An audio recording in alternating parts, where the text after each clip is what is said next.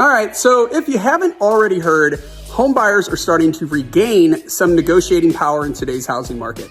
And while this doesn't make today's housing market necessarily a buyer's market, it does mean buyers may be able to ask for a little more as part of their contract. And if you are a seller, it will be beneficial for you to be ready for the possibility of negotiation when it comes to selling your home. So whether you are looking to buy or sell a home, here's a quick rundown of potential negotiations that may pop up as part of your transaction.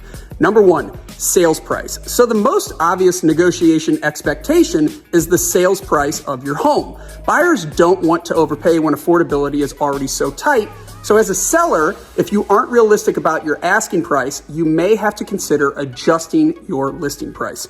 Number two, home repairs. All right, so depending on the contract agreed upon, if you accept the contract where a buyer keeps their inspection rights, based on the buyer's inspection, a buyer is well within their rights to ask for a seller to make reasonable repairs. And as a seller, if you don't want to make certain repairs, you could always offer to reduce the contract price or offer to cover some of the buyer's closing costs in an effort to help get the transaction across the finish line. Number three, fixtures and appliances. Another negotiation you may experience is a buyer asking for appliances or furniture as part of their contract. And as a seller, depending on your plans for those items, you may want to consider leaving behind certain appliances or furniture to help sweeten the deal for your buyer and get yourself some new ones for your next place.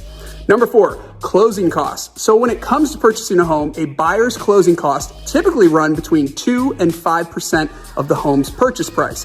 And as part of the negotiation process, a buyer may ask a seller to pay for some, if not all, of those expenses to help offset the cash a buyer may need to bring to the table.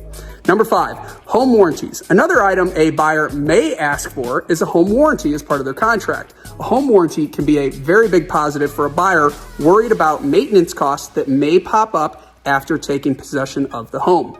And since this concession is usually not too terribly expensive, this can be a win-win for both parties.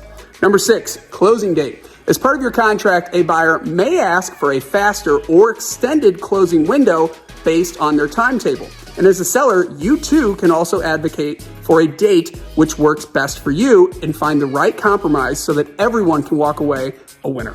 The bottom line is this: buyers are regaining a bit of negotiation power in today's market. And whether you are a buyer or a seller, knowing what levers you can pull will help you be confident and feel empowered when you go to buy or sell your home. Catch you guys next time.